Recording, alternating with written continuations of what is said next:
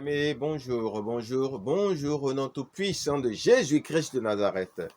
Vous avez devant vous l'apôtre Guidibi de l'église Arche de Noé de Bethléem. Bien-aimés, je vais m'entretenir avec vous aujourd'hui des œuvres du diable et en même temps des ruses que l'Éternel utilise pour pouvoir nous ramener aux fondamentaux de sa parole.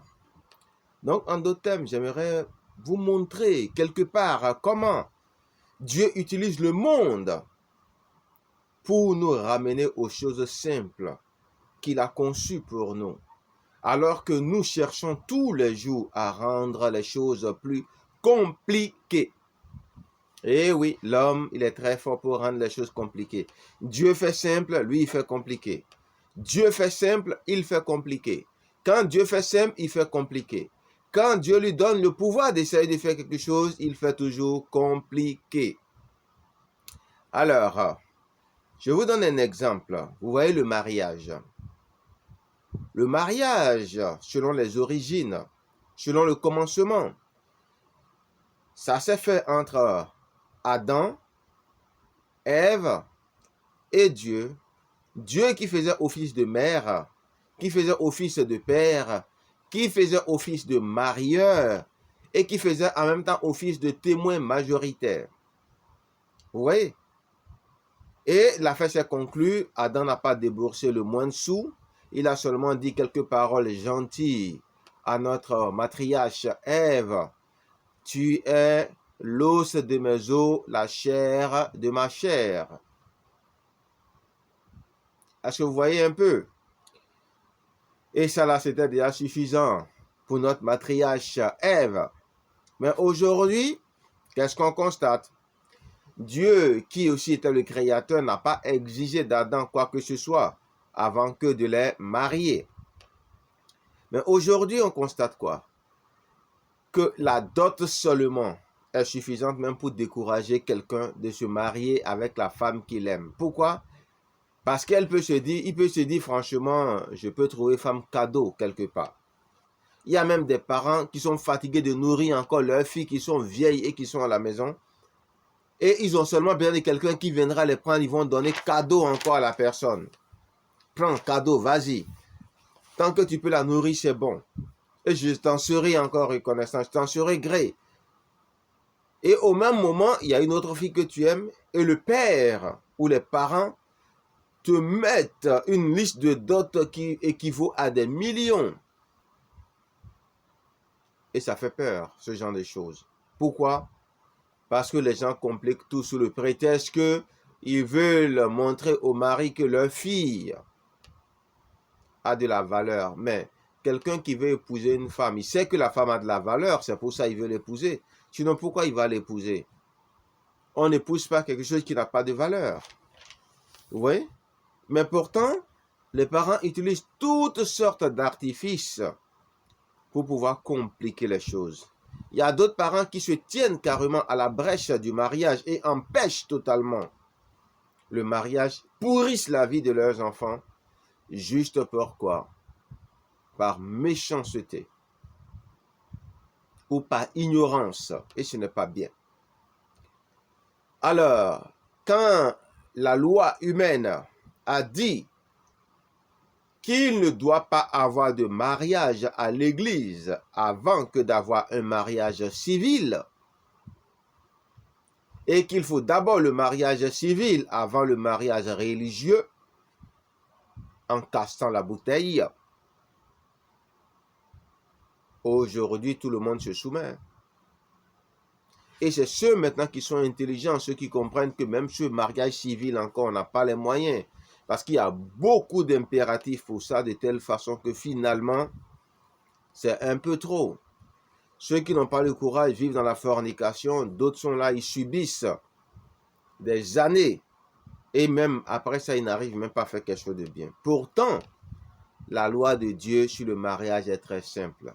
Si aujourd'hui, des serviteurs parlent de ça, alors que d'autres serviteurs ont tout fait pour cacher cette vérité, c'est pour libérer les enfants de Dieu.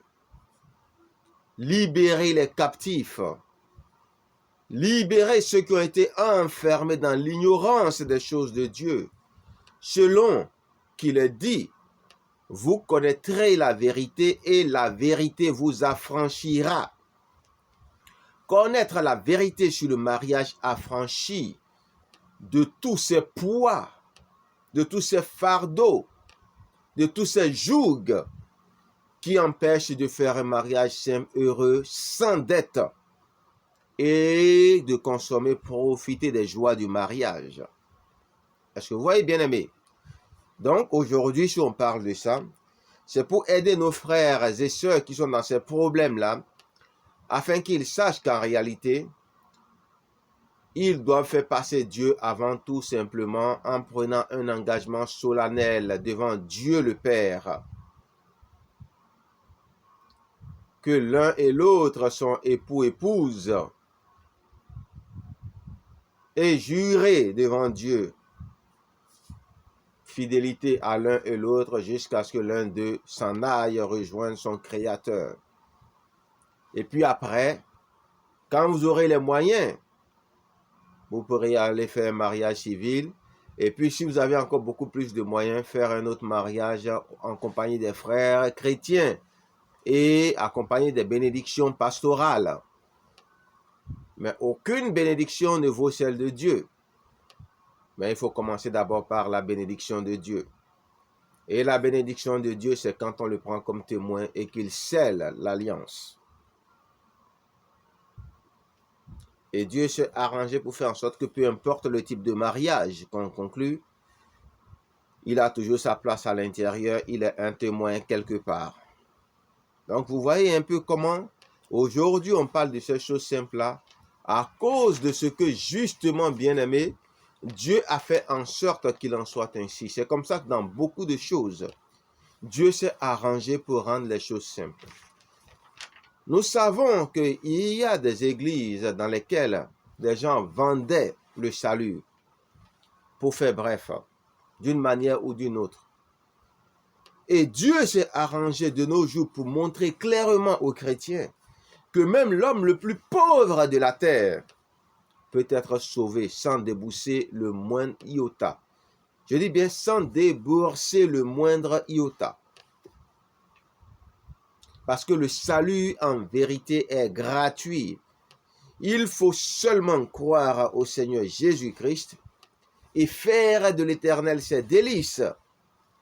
Pas en lui donnant beaucoup d'argent, mais bien sûr en le priant régulièrement, en faisant de sa parole vos délices, en le louant, en l'adorant, en cherchant à avoir plus de connaissance des choses de Dieu, ainsi de suite.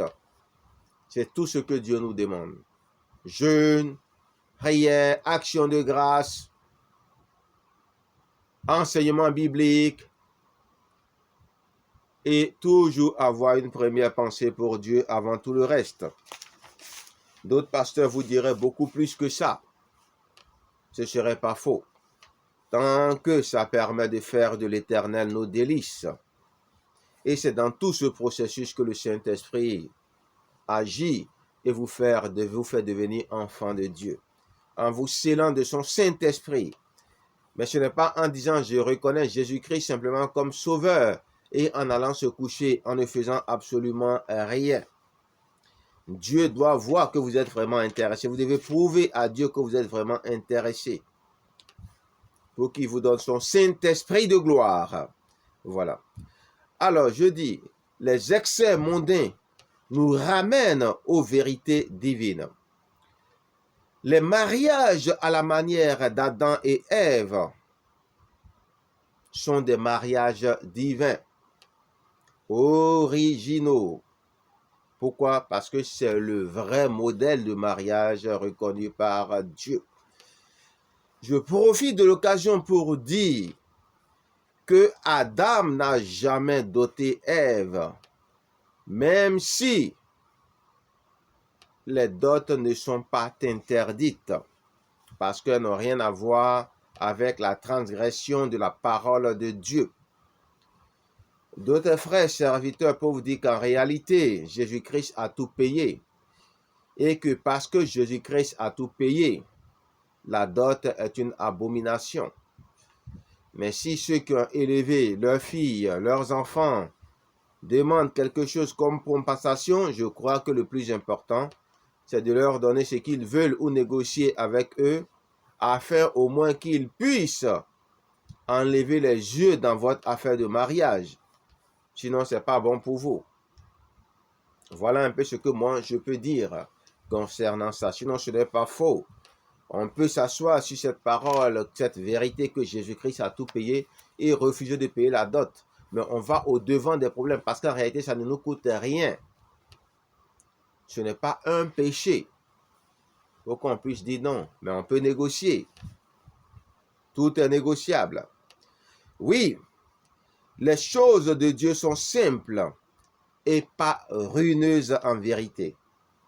Le mariage, ni vu, ni connu, est divin. On n'a pas besoin de grand monde, c'est ce que j'appelle ni vu ni connu.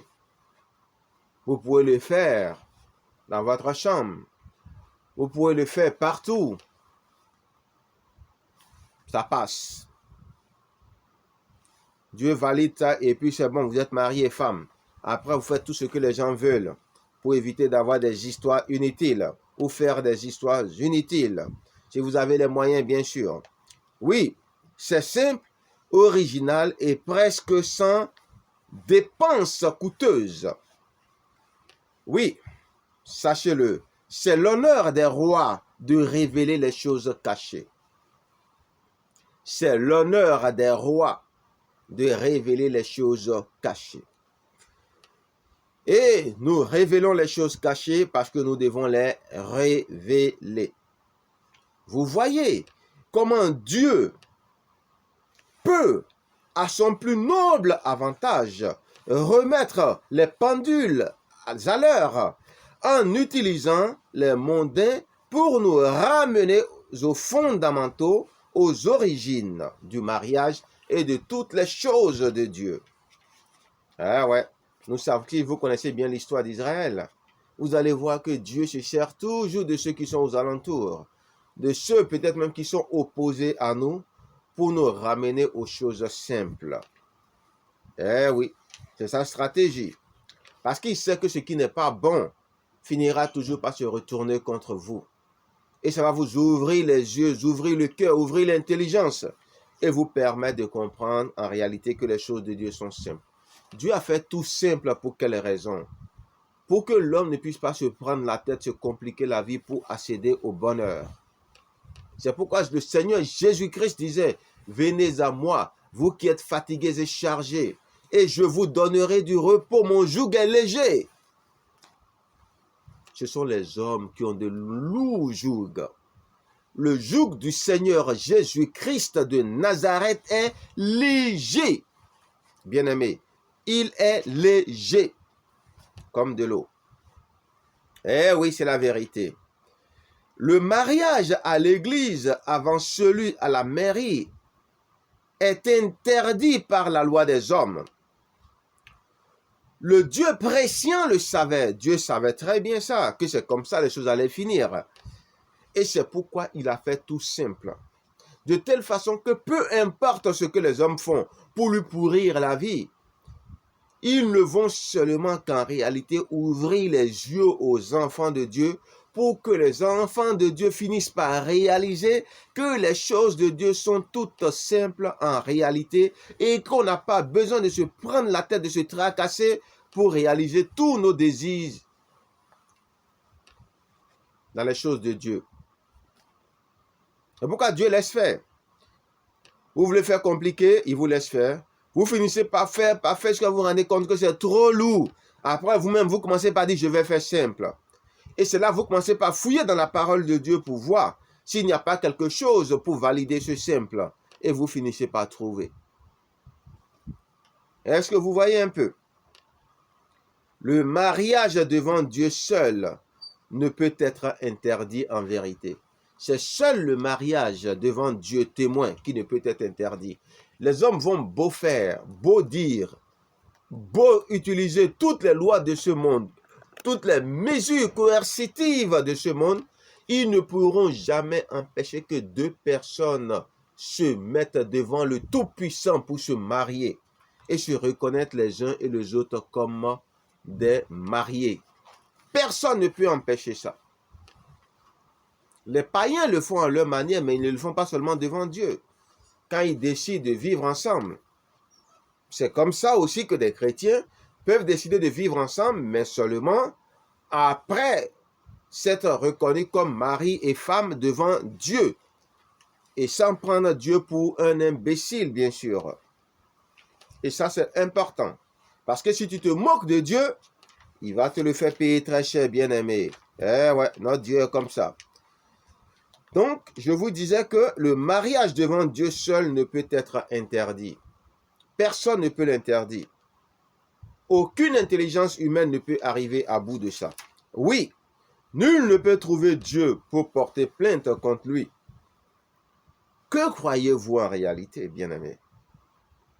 Mais on se marie pompeusement, une seule fois dans sa vie, on dit. Alors, le bon Dieu savait tout ce qui allait arriver. Et c'est ce qui a amené les gens à compliquer, chacun voulant sa part de gâteau dans cette affaire de mariage. Et tout est devenu compliqué de telle façon qu'aujourd'hui, on va s'endetter, prendre des dizaines de mille d'euros, des centaines même pour d'autres, juste pour faire un mariage, et demain, on est confronté aux factures. On ne sait même pas quoi faire. On ne sait même pas quoi manger. Ce n'est pas de Dieu, c'est démoniaque.